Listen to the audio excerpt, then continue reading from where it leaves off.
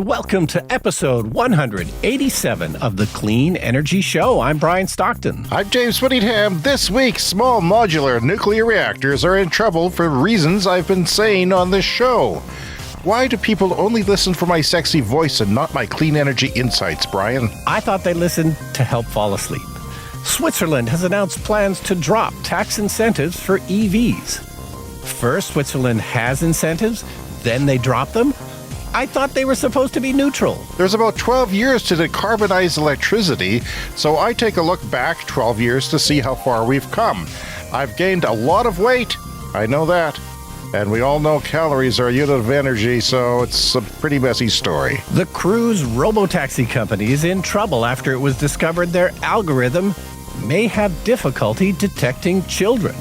Said a spokesperson for Cruise, you want us to not run over children. Okay, we weren't clear on that. All that and more in this edition of the Clean Energy Show. And also this week, Kim Kardashian introduces a new bra with built-in nipples. Why, you ask? Because climate change. More on heat pumps in cold climates, the benefits of overbuilding wind, solar, and batteries, and more. Yes, and more construction here at my house. So again, if you hear noise, was it bad last week? I haven't listened to the show. Oh, it's a good show. It was one of our best shows, Brian. Jesus, I can't believe you didn't hear that one. Yes. At least you paid attention while we were doing it, right? I mean, you were conscious and participating and everything, right? Well, you weren't drunk. Yeah, sure. Well, let's just say yes. But anyway, some closet organizers going in today, so there may be some more construction sounds. This is a running joke on the show now. It's a running joke. That's what it is.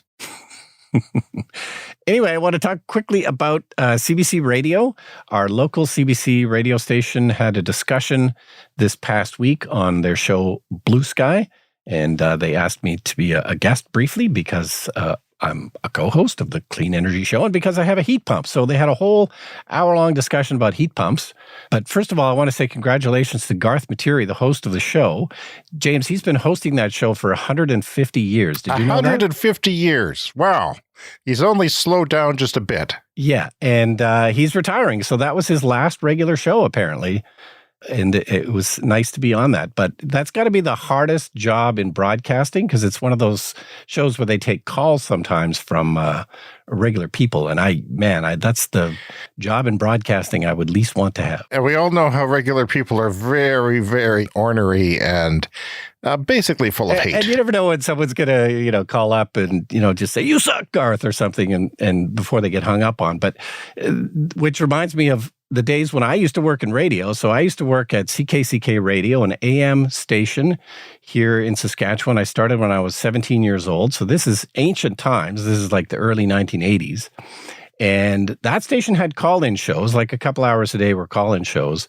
And it just got me to thinking about that and the 7-second delay. So back in the early 80s, I don't know what they do now or even if they bother to do this, but our station had a 7-second delay so that you could dump out a call. Like if somebody starts cursing or something on the air, obscenities, you could press a button and then you would sort of dump the 7-second delay and you could hopefully then get rid of the caller and the obscenities wouldn't go on the air. But I don't know, it just occurred to me, I hadn't thought about that in ages, and it must have been really advanced technology for the time. Like there was this machine, we had a box, and you had to press the button to build up the delay, right? Like it would take a while, like 20 minutes or something, to build up slowly the 7-second delay. Yeah. So I guess this was like an early sampling device or something. I don't know, but you would have to press the button. It would take like 20 minutes to build up to that 7-second delay. And then if you had to use it, you would press the button so that 7 seconds would go away. They get rid of the caller. But then you didn't have the delay anymore after that. So you'd have to press the button again and work up the delay. So, I don't know if they even bothered to do that kind of thing anymore. I think they do, especially in the United States, where you can get fined for obscenities. Yes. Like Booker. And I think that's why they had this machine in place. They were worried about getting fined. I think that's a possibility here. But anyway, that off topic. But I'd just been thinking a lot about that. So they had a whole hour-long discussion about heat pumps, and a lot of it was really focused on how they work. And, you and I have talked a lot about just like the branding of heat pumps, the name of heat pumps, like just, it's not a particularly great name. Like to call something a heat pump, it doesn't really explain what it does. And I think that partly explains the urge to have to keep explaining them over and over again. So anytime there's a news story about heat pumps, they have to explain the technology. So that's what a lot of this hour-long discussion, and I was only on it for about 5 minutes or so. Yeah, and Brian, I can tell you, Garth, the host, had no idea at the end of the show what a heat pump was completely baffled and frustrated that no one would explain it to him. Okay, but here's the revelation I had after the show was over. Of course, I didn't think of this while I was on the air, but after the show was over, I had this revelation. It's like, wait a minute, it doesn't matter. It doesn't matter how they work. How they work is not important. And I think the only reason people are obsessed with how they work is just because it's new and they don't understand it. It's called a heat pump. Well, what they can't get under their craw, Brian, is that it takes heat out of minus 25 degree Celsius temperatures and puts it into your house. Like, you know, that's a bit mind-blowing, but it involves physics. And if you're not into physics, and really, I'm not. Yeah, I dabble in it. I think we should stop trying to explain what they are, and you know, it's really just it's a naming problem. So, not like we're going to be able to influence what they're called, but really, they should be called high efficiency electric heating and cooling. Heat transfer that machines should be the name of it. Or maybe a heat transfer machine. But the important thing is that it can heat and cool your home with electricity, and it does it with super high efficiency. Because everybody knows you can heat your home with electricity, but we don't do it because it's not efficient enough, and you have to use a lot of power, and it ends up being quite expensive. So if you just say this is high efficiency electric heating, and it uses 1/3, 1/4 the power of normal electric heating, that's all you need to know. You don't need to know how it works. A fridge, how does it work? Yeah. It takes heat out of the fridge I had no idea. and dumps it into your house. And, you know, it's hot by your fridge. How does that work? Yeah. Well, we accept it. It just does. Yeah. It's through compression and decompression of a fluid, of a refrigerant, and that's how it works. And of course, air conditioners work the same way, but I was thinking about even that, like the name air conditioner is not a particularly good name either. Like really what it does is cool the air. It should be called an air cooler, but they've been around so long and we've been calling them air conditioners so long that everybody by now understands what they do. So the name air conditioner doesn't seem to be a problem at the moment. But yeah, this heat pump should just be called high efficiency electric heating and cooling. If I was Garth Materi, host of a radio show that spans an entire Canadian province, I would maybe look at a YouTube video on how a heat pump works before I did the show. His second show of the week. But then again, the guy's retiring, and really, if you were retiring, did you really care? I'm sure you did, actually. In your last class you taught, I'm sure you didn't just come naked and say, do whatever you want. You gave it until the end. No, I read a book in the corner and, you know, told them to do whatever they want. My son texted me this morning, first thing, and said that in his city where he's living now, they have Chevy Bolt EVs doing parking enforcement, which is hated by every university student. I can tell you that I did. But yeah, what a progressive city. Chevy Bolt electric vehicles doing the parking enforcement, fairly compact vehicle. I don't know if you remember, but back when we were kids, our city had little 3-wheel cars that did the parking enforcement. Those Do you remember were weird. those? I think some cities still have those. Not too many, but they're... Yeah. I never understood how they worked at minus 40 degrees. Yeah, it's just, I just always remember those weird little 3-wheel vehicles. But yeah, that would have been tough as a parking enforcement guy. Probably not a lot of heat in the cabin there. And speaking of weird things, I want to introduce a word that I may have mentioned on the show before, and that is Dunkelflaut. That is a German word, which means the time of year where the wind and solar doesn't provide much in a region. So you build your clean energy system for the Dunkelflaut, not Duncan, Dunkelflaut time. So that's part of what energy modeling people do. Those Germans have a word for everything. They do, Brian, they do. I was driving home from the gym last week. We had a fresh snowfall of snow, and it was slushy, which is weird for here because it's warm. And I hit the brakes, and all the snow from my roof covered my front window, my front windshield completely. And I was at a stoplight braking and completely blind. And I wasn't sure if my windshield wipers would get it off because it was like 3 inches thick, or, you know, it was pretty thick. And it did. Fortunately, I would have had to get out. But that's never happened to me before. And I blame climate change because, you know, that's something for Chicago, New York, Toronto. These things don't happen here where you have wet snow. It's always dry and powdery because it's so bloody cold and dry. I mean, you are supposed to clear the snow off the roof when you're driving, before you start driving. So I would say it's technically your fault, but that's never happened to me either. Yeah, well, I usually I don't care, and I have a windshield wiper on the back of all of our cars. So if it does happen to go backwards, which is where it usually goes, then it's And sticking with my son, he lives with his great uncle, who is an intelligent and personable guy. However, he has he's the same age as about Ringo Starr, I would say. Very old, from that generation. Not, what is that, the silent generation? You're a generational expert. Yes, that sounds right. 83 years old. How many hit singles did he have? None.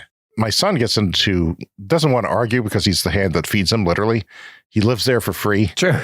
And his uncle doesn't want to charge him anything for food or rent or anything. But he has to abide by his uncle's rules and not argue with him too much. Because he has his opinions. And his opinion is that Canada only has 2% of global emissions or something like that. Yeah. And that's a stat we sometimes hear from the pro oil and gas people. It's like, oh, Canada, we're a tiny country. We've only got 40 million people. Look at China. They got 1 billion people. They're making all the pollution. That's the argument. I don't know how people will argue with me how this reminds them of anything, but when I was a kid, the first joke I ever tried to retell, and I don't remember it exactly, but it had to do with a parachutist whose parachute didn't open. So he's radioing to the ground. He says, my parachute isn't opening. What should I do? And it's like 10,000 feet. He says, okay, how high are you? 10,000 feet? Oh, you got lots of room. Okay, well, try wiggling around. And then he radios back, says it doesn't work. He says, well, what altitude are you? I'm at 2,000 feet. Okay, well, wiggle around some more and see if it opens. And he says, that doesn't open. So he says, what elevation are you now? And he says, 10 feet. And he says, oh, you can jump from there. I don't know how that applies, but it somehow reminds me of that. Mathematical argument. I was like 5 when I told that joke. And you know what, Brian? I've never been a joke teller. I don't retell jokes. So it's one of the few jokes I've ever told in my life because I'm not good at that. The thing that I've read on Twitter from climate activists is to say that all countries who have Canada's emissions are less than 2 or 3%. They add up to 36% of all the carbon in the world, carbon emissions in the world. So if we don't address more than a third of the carbon, we're screwed. Like everybody has to pull up and do their part. Even Canada, it's not insignificant. Every ton counts. And I don't know how you explain it to people like that, but boy, there's a lot of people like that around here. Well, it's a really good point because, you know, as you and I go out into the world, we might, you know, start talking to people and say some, you know, optimistic things about, you know, how we can get off of fossil fuels. And that's exactly the kind of point that somebody is likely to bring up. It's like, well, Canada, we only make 2% of the emissions. Come on, it's no big deal. It's like saying I only murder 2% of the people. Well, why have police officers? But I wouldn't, unless we had discussed this today on the show, I wouldn't have had a retort for that. And now I have a retort for that. And it's like, well, guess what? A third of all the world's emissions come from those smaller emitting countries, those 2%. It's 36% comes from those smaller emitters. And then they say, well, China's not doing anything. Well, holy crap, are they? And we'll talk more about that later in the show. So there's this EV rewards thing that's going on with our power utility that I signed up for both my EVs for. I've got a 2013 Nissan Leaf. It's very old. It was a base model. And I got a device sent to me by FedEx for it that plugs into the computer port. And then it sends data by cellular network. Well, it turns out I told them what car I had, and they said later, well, we don't know, that doesn't work with our system. So I've got this, I don't know how much this device costs, and it's completely useless to me, but I'm sure it was a couple $100 because it's a specialized device that has a cellular connection. And then they sent one for my wife's car, the Chevrolet Bolt, which is brand new, 23 model. And now they're saying it doesn't work. In a month, it'll work. Oh. And the whole point of this is to test EV drivers to see if they will charge at night when the grid is at low demand. We'll pay you money to do that. So will that incentivize you to do that, and we'll monitor how you're charging? So we're not going to get our money back until they figure this computer thing out. And it's just I think it's an American company that is selling its services to various utilities, and it's just a crap show, and it's very disappointing. And I want my money, Brian. I want my money. It would have worked with the Nissan Leaf if it had its own telematics, but the Nissan Leafs from that era, I think it was like the level 3 cellular network that's obsolete now and been shut down. So even if you did have it wouldn't work anymore. Yeah, maybe even the level 2. I forget what they're called, though. Yeah. So that's that. And I hope, one day they're going to incentivize you to charge in the daytime because it's going to be sunny and there's going to be lots of solar around, and it won't be at night. At night's going to be when we have the least renewables. So that's actually going to flip one day. That means that if people are still driving to a workplace, that they need to be able to charge at work in the future, and not that far in the future, 10, 15 years, I would imagine. So yeah, something to think about. Yeah. All right. So Switzerland has pulled the plug on their tax breaks for electric vehicles, but I would call this kind of a good news, bad news story. The bad news is that they're getting rid of this EV incentive, but the good news is they're doing it because they say that they've reached a penetration now of electric vehicles in Switzerland where this is no longer necessary. They've had this in place since, can you believe it, 1997. Wow. They put in this tax exemption. How many electric vehicles were even available back then in Europe? I mean, there must have been a couple, but wow. Obviously not very many, but and now this year, EVs are set to be 23% of all car imports. This story from Electrek, by the way. Now that EVs at 23%, they figure, okay, well, it's time to start getting some tax revenue because, of course, you lose, it's a tax incentive. It's a tax reduction. So now that they're putting this back into place, it's going to start again on January 1st, 2024.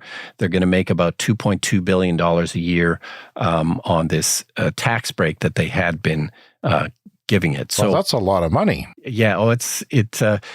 We've talked about this a lot, that we want to do the transition as quickly as possible. So it very much makes sense for countries and states and provinces to have incentives. But, those incentives just can't probably last forever because, governments need tax revenue and they're not about to give that up. But, the European Union overall has goals for emissions. They want to be down by 55% from the 2021 levels by 2030, and then net zero by 2035. So Switzerland thinks that they can meet those goals, even getting rid of this EV incentive, because, the demand is just starting to be there for electric vehicles. 4% duty they have, an import duty on, I don't know what it applies to other than vehicles. Perhaps it's other things as well. So that's 4% of the car gone, and on billions of dollars of revenue. For the Swiss, those neutral Swiss. Those neutral bastards. A special feature. This is a special feature that I have. Brian, I'm looking back as far back to 2011 as we need to go into the future to hit a zero decarbonized grid as our goal. Now, I added an extra year because the pandemic. So I'm going back a little bit further than I did going forward. I just wanted to review what things were like back then. So I did a bit of research. So just to clarify, so we need to decarbonize our grid by 2035. That's just 11 or 12 years from now.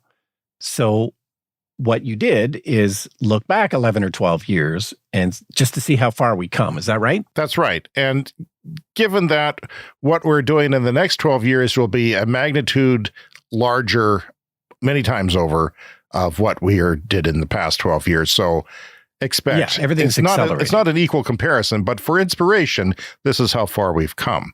And by the way, by 2030, we need to be 80% decarbonized. And the places where we live in Canada, they're not doing that. There's lots of jurisdictions that are not aiming for that.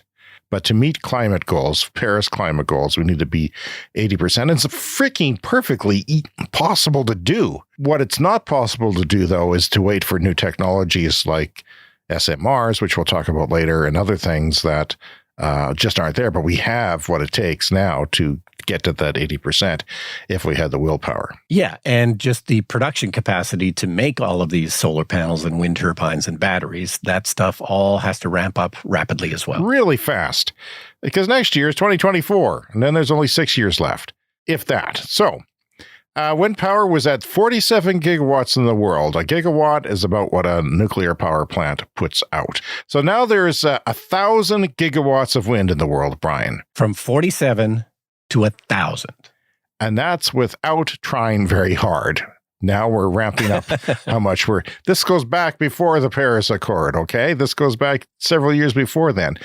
In the world in 2011, solar was 100 gigawatts in the world. And that's in 2012, actually. I don't have the figure for 2011. So 100 gigawatts of solar in 2012. And now solar is getting 100 gigawatts per year installed. Wow. We're at the rate of 100 gigawatts per year.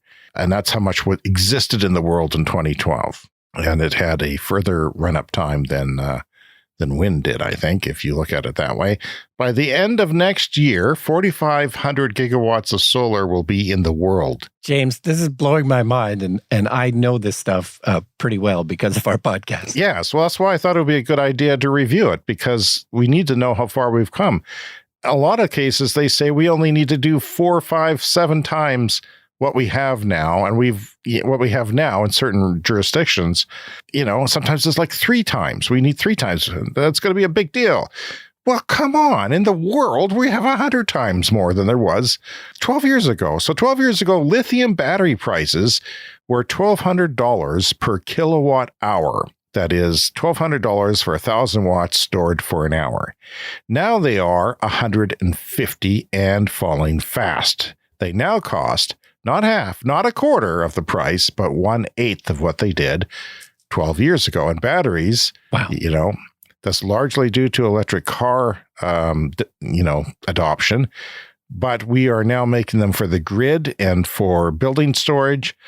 And electric cars are at the S-curve, hitting the S-curve that they're taking off in many jurisdictions in the world. So that is going to fall even faster than it did. I mean, there is a point where you can't fall forever for lithium batteries, especially the pack price. But yeah, so in 2012, there were 130,000 electric vehicles sold that year. As many as 15 million will be sold in 2023.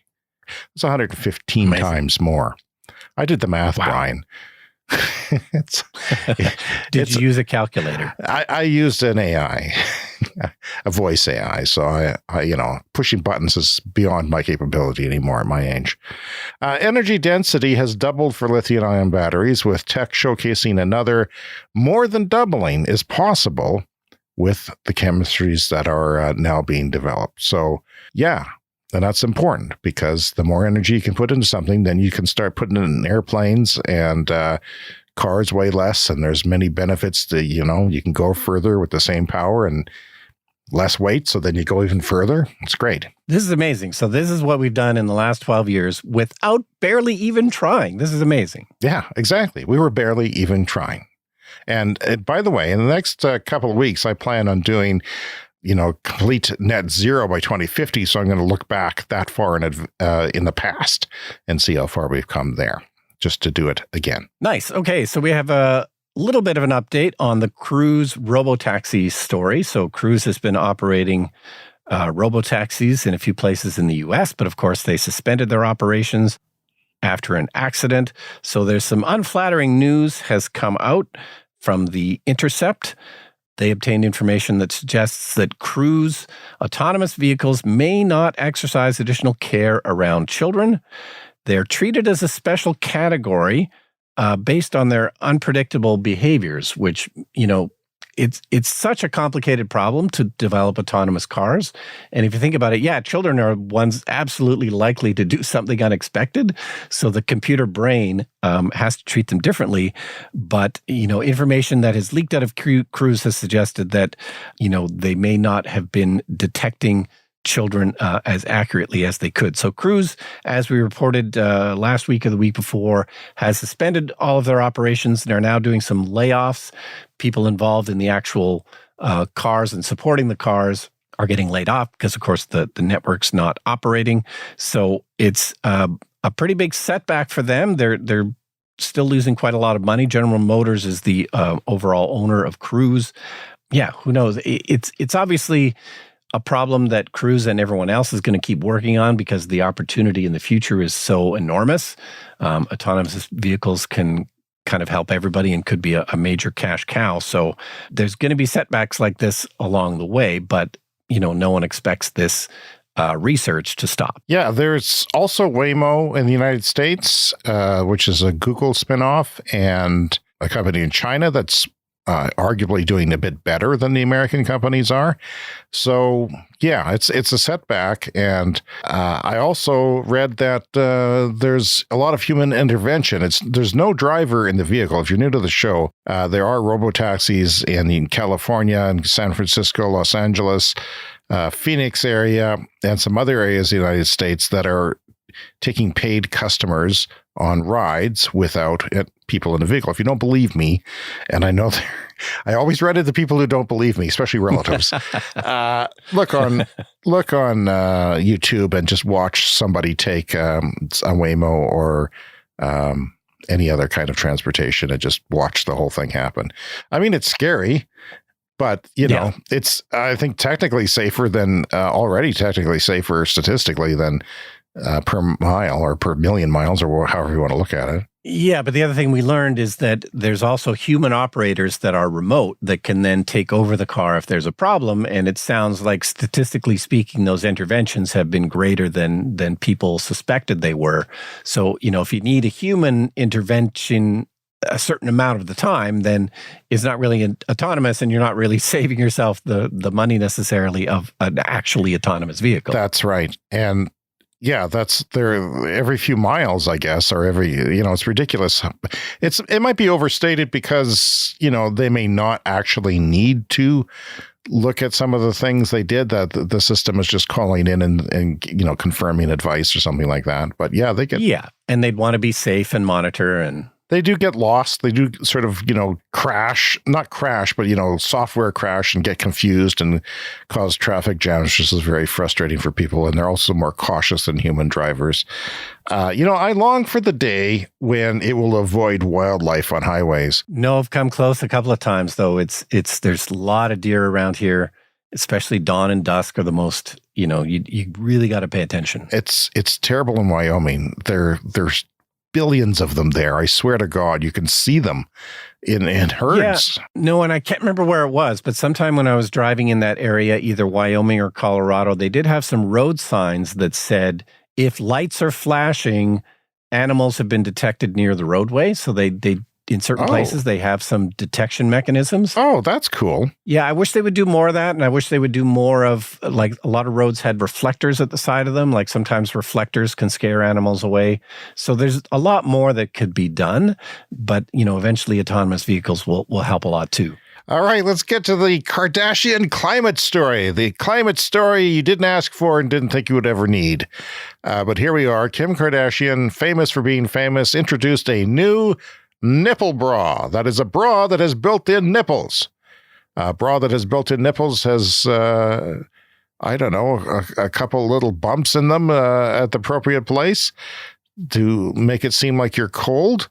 And she, equates this with climate change. And in her presentation video, she said the world is getting warmer. She wore studious glasses and gave a presentation about these fake nipples while wearing the bra in the video.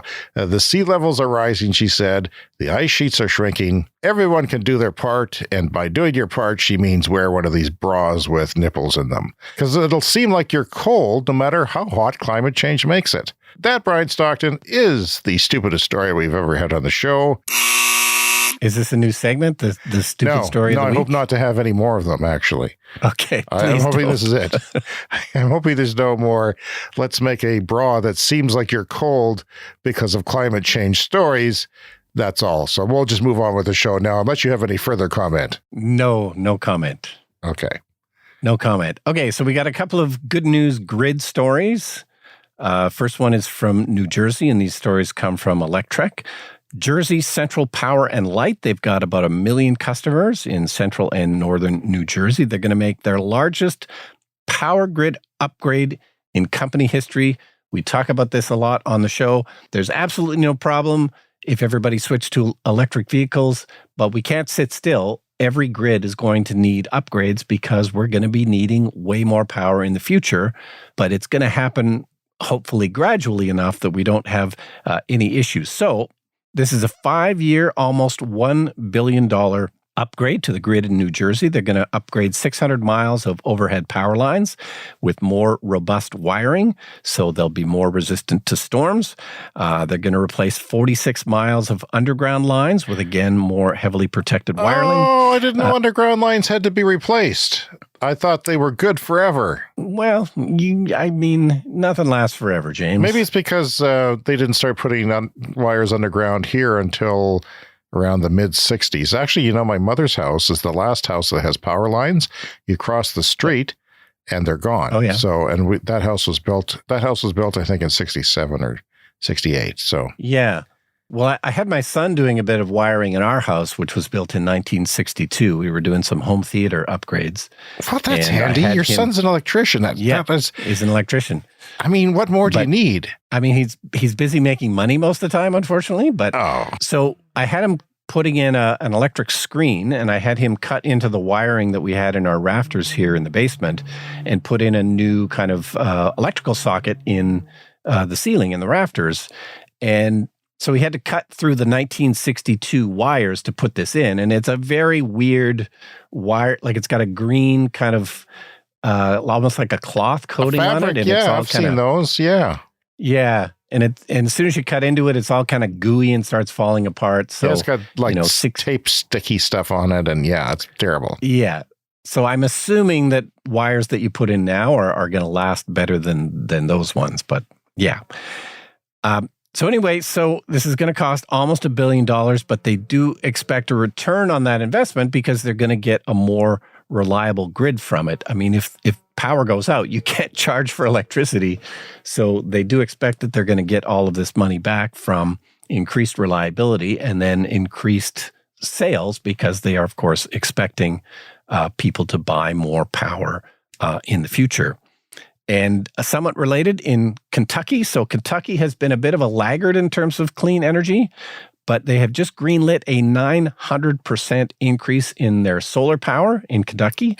Wow. Now, it's easier to do a 900% increase when you're starting from a smaller number, and that's where they were starting from. They were, one of the laggards in solar power. So now they're going big, a 9-fold increase, and this has all been approved by the state regulators. And this is important because it's the first time that they're testing a new Kentucky law. So they passed a law in Kentucky that utilities have to get permission from regulators to retire the fossil fuel plants. So you can't just shut them down without asking permission, basically, from the government. But it's like asking to quit smoking. You can't quit smoking unless you get permission from the government because, exactly. Our right-wing governments want freedom for everyone, so you have to ask the government first. And by the way, women's bodies, we own them. The utility in Kentucky, they applied in May to retire 7 fossil fuel generated plants, and they were approved for 5 out of the 7, which isn't too bad. 2 coal plants and 3 gas-fired units are going to be shut down. They unfortunately also are going to build 2 new gas units. So this is, unfortunately, gas power is going to replace some of the coal, but of course, lots of solar as well. So yeah, this is the first time it's kind of testing this law about shutting down the fossil fuels. And it's not a total win, but Kentucky is at least heading in the right direction for all of this. So I see it's currently ranked 43rd among U.S. states, which means there's actually states worse than it for solar. They're looking at you, North Dakota. And once they're done this solar, they're going to bump up to number 17, which is pretty good. Okay. Well, that's encouraging until they get a backlash from people saying, I don't like farmland having solar on it. And it's threatening to me because that is a thing now. that is spreading from England to our country and the United States as well. Now, I want to get back to Tony Seba, the analyst from Rethink X, the futurist, the studier of technological and economic disruption. He had a presentation, it's I think a year or so old now, that he was talking about how Rethink did analysis for 3 different parts of the U.S., Texas, the Northeast, I think, and California, I believe. But anyway, they also ran the numbers for Alaska. So I thought this was interesting because what they are advocating doing is they know that solar, wind, and batteries are going to be the cheapest form. Well, solar is the cheapest form in the world, even with batteries in some cases now in certain jurisdictions, depending on where you are in the planet. Well, they're talking about Alaska. So I thought it was interesting because they, like I said, they advocate for overbuilding. And that is to say, this is the cheapest. So, don't build a nuclear plant. Don't build geothermal. Don't build hydro. Just use your existing hydro because it's there. And wind, water, solar, but also battery. So the notion that overbuilding is introduced here, that is new to me, Brian, is that you don't need seasonal storage in the north if you are overbuilding, because you're overbuilding for the worst time of year, much like the example I tried to convey last week. You ran the numbers for your house and you know how much power your system makes, and it doesn't provide all of your needs. So you just have to run the numbers, find out, what is the time of year where you make the least amount of power, and then say you're only making 20% of your power at that time. Well, guess what? You just multiply that number of panels by 5, and suddenly it's 100%. So it's north of the Arctic Circle, and they ran the numbers, and they do 2 cases. They do 100% solar, wind, and batteries, and then they do a 20% extra. If you invest 20% extra, this is what you'll get. You'll get more what they call free power or superpower, and that happens most of the year because you're building for the worst case scenario. In the Northern Hemisphere, that is Christmas time. It's in the winter. It's when the days are shortest and cloudiest and coolest, and you need the most energy to heat. Because if you go to 100% heat pumps or something like that, then you need your heating to come not from fossil fuels. So the solar PV capacity that they had in their algorithm here is 1.5 gigawatts for this Alaska area and 1.3 gigawatts of wind. And they have existing hydro, but it's only 0.05 gigawatts. But it's still important because it's a base load, and base loads are important for reducing the amount of other things. So the battery capacity that they would need to make this work, and this is hard numbers here, people. This isn't me spouting off non-expert stuff. 102 hours if you built up all that stuff, okay? And it would be $432 per person per year to do this, or a capital cost of almost $5 billion. So 102 hours of storage, that's 4.25 days, Brian, of storage. It's not seasonal. I mean, all the experts that are analyzing this stuff and trying to come up with solutions to get there, they're not talking about overbuilding at all. And maybe we should be. I mean, this is one school of thought. I'm not going to vouch for it, but it's one school of thought, and it's surprisingly cheap. It's only $2,200 per family of 4. And for that, you get not only your electricity, but your heating. And remember, it's Alaska, north of the Arctic Circle. And also your transportation energy, basically your gas bill for, driving around. All of that is taken care of for $2,200 for a family of 4. And it's only 102 hours of storage. It's mind-blowing because it doesn't get, much worse than that. They said at worst, their scenarios that they've run in the world are only a few days. And some are as short as 2 or 3 days, and when it's sunnier and warmer. Current hydro was kept for this scenario, like I said, and it was interesting that it was equal wind and solar. It's not always the case. I guess the further north you get, the more wind you get in the mix, but a lot of times it's solar because solar is the cheaper. Just wanted to throw that out there, Brian. It still was a pretty low cost of electricity. And people, all the times they're saying this, they say, there's Alberta's running ads nationally about utility bills will quadruple and there'll be power outages. It's not true. You'll save money. It's not true. You'll actually save money. Save money. And the sooner you do it, the more money you will save. And of course, the electricity system is more stable because there's batteries involved. And in other words, it's the opposite of what the naysayers are saying. And I don't know how to combat that other than to just keep talking on this show. Yeah, and Alaska, obviously, like this is going to be one of the toughest places to do this because it's cold, it's far north, you got short days. And they're saying you only need 4.25 days of storage. Like 4.25 days is the most where you might have a situation where there's no sun, there's no wind. And then before you know it, there'll be a little bit of wind and you can charge up the batteries. There'll be a little bit of sun, you can charge up the batteries. 4.25 days of storage is nothing. That just seems crazy low. Not when it's an existential threat. I mean, 4.25 days of an entire grid being stored. Yeah, that's a hell of a lot of batteries and a hell of a lot of money. Let's not, kid ourselves. But it's doable. I mean, it's not, we are not inventing, hydrogen in order to do seasonal storage. It's not necessary in this scenario where you overbuild. And I've been advocating for overbuilding before Tony Seba has. I think you might have gotten the idea from me on this show in the early days of the show. Sure, overbuilding. I'm shocked.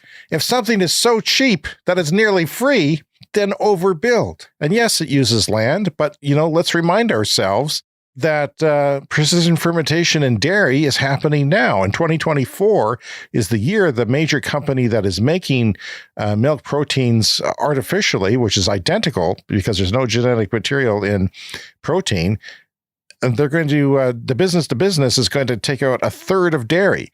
So how much land is that? That is, there's a lot of land used for grazing cattle, and just making food for those cattle isn't more land. So you took all that and you'd have, you'd only need a fraction of it, but I'll get more into that later. So you heard it here first from James Nostradamus Whittingham. That's correct. Predicting the future before even Tony Seba. Okay, so moving on to a story that I feel like is a good news story. Tesla's now making deals with gas stations, basically, to sell them superchargers. So the first deal came up a week or two ago. We didn't talk about it, but now a second deal has come up where Tesla is going to sell their superchargers directly to gas station players, and they're not going to be branded as Tesla superchargers. They're going to be branded by these two different brands. So BP was British Petroleum. They were the first. That was a $100 million deal that they announced a week or two ago. And the latest deal is with EG Group, and they own a lot of gas stations and convenience stores. So this seems like a great idea that basically gas station owners are starting to wake up to the idea that, other forms of fuel other than gasoline could be part of our future. And it would absolutely make sense if you're a gas station to have both forms of fuel. Like, why wouldn't you? And then hopefully you can keep selling, chips and drinks and cigarettes as we transition to electric Maybe not so fuels. much cigarettes. So, I mean, if you can help it. Okay, cigars. Sure. So the EG Group, they've got 6,000 different sites across several markets. They're in Europe, they're in Asia, Australia, UK, and Ireland. BP, something similar. They're all over the world. Tesla is able to sell these chargers, it sounds like, cheaper than others. They've been making these things for over 10 years now, and the other players are kind of new. So this is, I think, a really interesting development and basically good news that gas stations are starting to wake up to the idea that they're going to need electric chargers. And it's interesting that they're choosing Tesla over all the other third parties because they may not necessarily be crazy about Tesla, but Tesla has the most reliable charging network.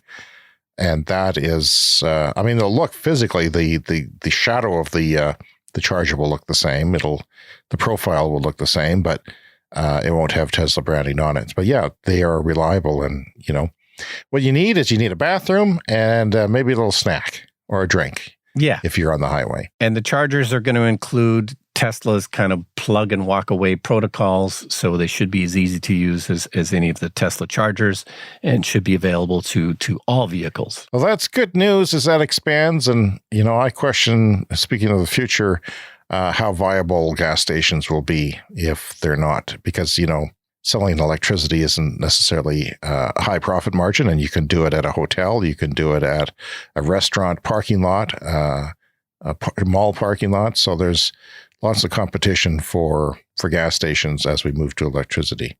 Brian, it's time for some nuclear news. This Week in Nuclear.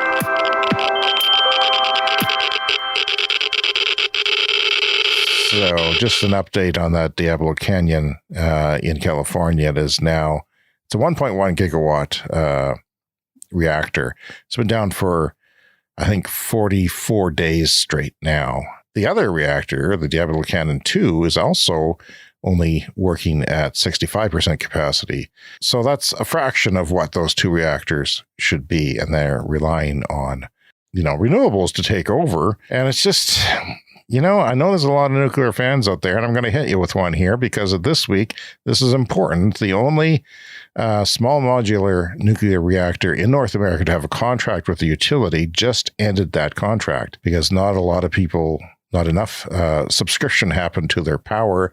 Their expenses, as this typical nuclear, doubled or nearly doubled in the amount of years that they were working on it. So that was in Utah. The Utah Associated Municipal Power Systems and NuScale Power, this is the small modular nuclear reactor company that has been developing this and has lots of funding from the U.S. Department of Energy, announced they have mutually agreed to terminate the carbon-free power project. And this is the headline in Bloomberg. Hopes of a U.S. nuclear renaissance sink with NuScale. The headline from Bloomberg is Hopes of a Nuclear Renaissance Sink with NuScale. The company, a bellwether for the move towards small modular reactors, has hit obstacles that is familiar: time and money.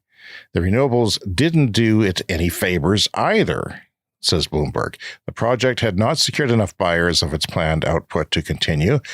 It isn't too hard to see why. In January, its estimated cost of power jumped by 53% to $89 per megawatt hour. The potential buyers of NuScale's project's output, 50 municipal power providers scattered across several Western states, ultimately couldn't stomach the risk. This is a quote from Bloomberg. While the end of the original wave of U.S. nuclear development is usually blamed on the 3 Mile Island disaster, the real problem was that the world changed, with the promising energy supply and demand dynamics of the 60s giving way to something less conducive to giant, expensive power plants that take a decade or more to build. Today, even SMRs face the same problem in the form of rising penetration of renewable power and batteries, which have mostly fallen in price.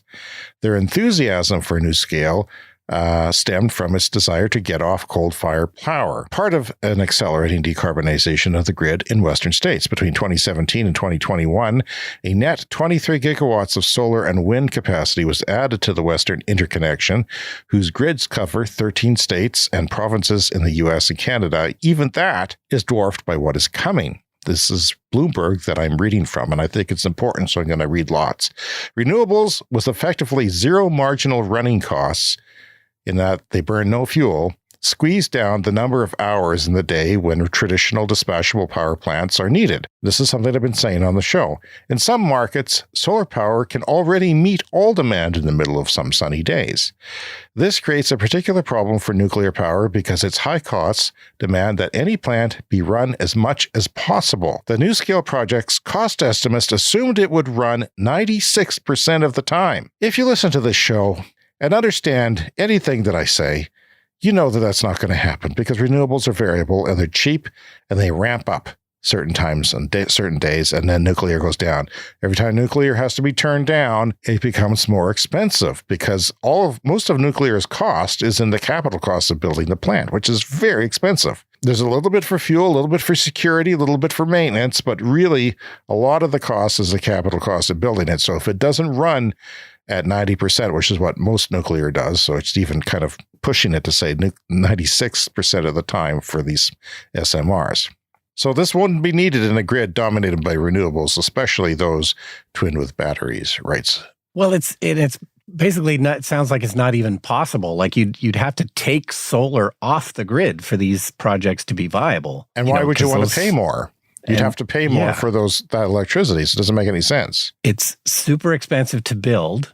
And then on a sunny day, you just can't compete with, the solar power. It's time for the lightning round. The lightning round is a fast-paced look at the latest headlines in climate, clean energy, and transportation. Is solar really taking up lots of prime farmland in Alberta, Canada? Ian Urquhart, Professor Emeritus of Political Science at the University of Alberta, looked into the question. He found most solar projects approved in Alberta between 2019 and 2023 are on farmland rated as severe or worse for crop production. That means they could be rocky soil, they could be on hills. The new generation would require 38,000 acres or 154 square kilometers. Well, that sounds like a lot. The researchers found it's only 5.6% of the land used in Canada for agriculture. And if some of that land goes away due to dairy disruption, well, you're going to be thankful to make some use of that land. And that's the way it is. Navis Research Canada, carbon tax on heating. Let's talk about that for a second. Removing the fuel charge from heating oil would add 0.1 million tons in 2030. Okay, this is the carbon tax debate that's taken over Canada, and why Brian was on the air talking about heat pumps the other day is because they want people who have heating oil, especially in the Northeast United States, where they are rapidly changing to heat pumps, and in Atlantic Canada, where there's heating oil, there's not natural gas infrastructure, so you can't just convert to natural gas without putting pipes in your cities and towns, and that's not going to happen. So you switch to heat pumps, and they have incentives for doing that. So you take the heating oil surcharge off, and it adds 0.1 million tons in 2030, removing the fuel surcharge from natural gas, which is what the provincial leaders are arguing for in Canada, including our dip crap. I can't not swear, so I'm not going to talk about them. Including our leader would add 4.5 million tons in 2030. So 0.1 for removing it from heating oil, 4.5 million tons in 2030 from all natural gas in Canada. So it's frustrating. The Alberta Energy Regulator reports the oil and gas industry is spending $1 billion per year to close unproductive well sites. Alberta is the place where we have oil in Canada mostly. It is estimated, that's the estimated cost to close all of its sites is now $100 billion. So where's that going to come from? If it's $1 billion per year in 100 years, is there going to be $1 billion from the oil and gas industry that doesn't exist? No. It's going to be taxpayers that are going to have to pay for that. And Polluter Pay Federation is on top of that, and they're talking about that. You can follow them on Twitter. From Reuters, Exxon aims to begin lithium production by 2026 in Arkansas. The Munich factory of BMW just produced its last fossil fuel car. It's been doing it for 60 years, Brian. 60 years of making fossil fuel cars, ICE cars, gas cars, diesel cars, is now only going to be EVs. So 60 years gone, and that is a changing world. Wow. So yeah, the BMW Munich factory is going to be only EVs from now on. That's a big deal. From Goldman Sachs, falling prices of critical minerals will lead to a 40% drop in the cost of batteries for electric vehicles by 2025. Let me repeat that. I don't know if you believe that. I don't know if I believe that, but this is Goldman Sachs. They're not, a bunch of kids. Falling prices of critical minerals, because we sort of, there's been sort of a supply problem. Too much demand, not enough supply, and prices have gone up. Well, they're going to fall, and they are falling, and they say 40% drop in the cost of batteries for electric vehicles by 2025, which is, 14 months from now. I don't know. You can't really say that. It's sometime in 2025. Let's call it the end of 2025. Let's call it 2 years from now. It's crazy. 40% drop in the cost. Maybe that's why all these electric vehicle makers are sort of delaying their plans a little bit and saying, well, we'll just wait a little bit longer. Yeah, maybe. But certainly, mining needs to ramp up for certain minerals, but eventually there'll be enough supply and eventually that price will drop. Battery pack prices, this is the pack price, the important pack price, not just the cells, are expected to drop an average of 11% a year from 2023 to 2030. That's encouraging news. This is from Bloomberg. The UK government is preparing to offer significantly higher subsidies for new offshore wind farms to get the country's clean power strategy back on track. That's important, Brian, because there's been a lot of talk about, I think there's only 3 major offshore wind companies in the world, and one of them just backed out of the United States contract, and they also just backed out of, I think, Norway or something like that as well. Yeah, it's important now to give wind a bit of a nudge. Germany agrees measures to ease electricity bills for manufacturers over the next 5 years in an attempt to boost the economy. So they're going to ease the electricity bills for manufacturers to give them a boost. Yeah, Germany's been having grid power problems, so presumably the price has creeped up. So perhaps there needs to be a bit of a break. Venture capital funding for climate tech startups has topped $7.6 billion just in the third quarter of 2023. $7.6 billion for climate tech startups, venture capital funding. That is quite high. And finally, Amazing. This week, from Asad Razuk's weekly Twitter thread on good climate news, because we have a lot of climate anxiety in the world, he does a thread on good climate news, and we are kind of a good climate news show as well. China is planning to cut vast amounts of methane because they are actually caring about the environment. China's CO2 emissions are set to fall in 2024 and enter a structural decline. We're close to the peak, whereby it just goes down from there. Forever. It's done. Because incredible acceleration of renewable deployment led by 210 gigawatts of solar in 2023. That's twice the total installed solar in the U.S. All the solar in the U.S. times 2, all done in China last year. And it's 4 times what China added in 2020. So they are going hard with what is cheap. And of course, they're manufacturing the panels for the most part. Certainly the ones that are installed in China are all from China. Amazon deforestation is at a 5-year low. That's nice to hear.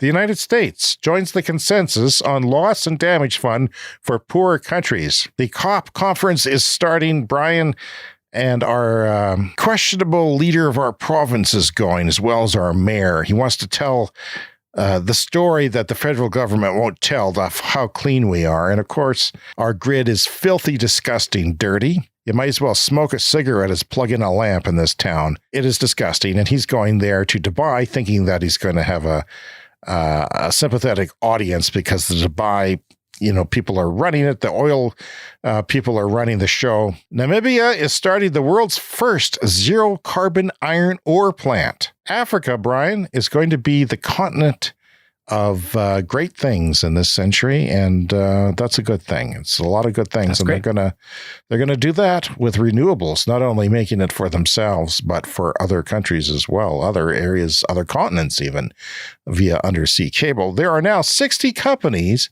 working on decarbonizing aviation.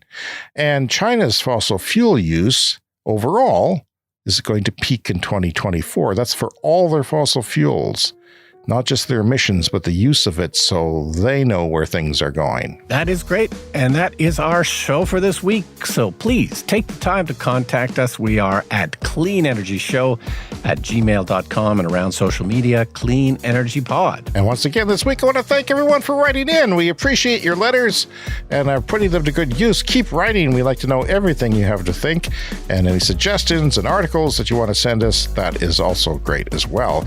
And we have a YouTube channel for you to check out with some special features. We're on the TikTok. We run TikTok. No, we don't, but we run TikTok. Have a look at the Clean Energy store for merchandise. The link, as everything else, is in your show notes.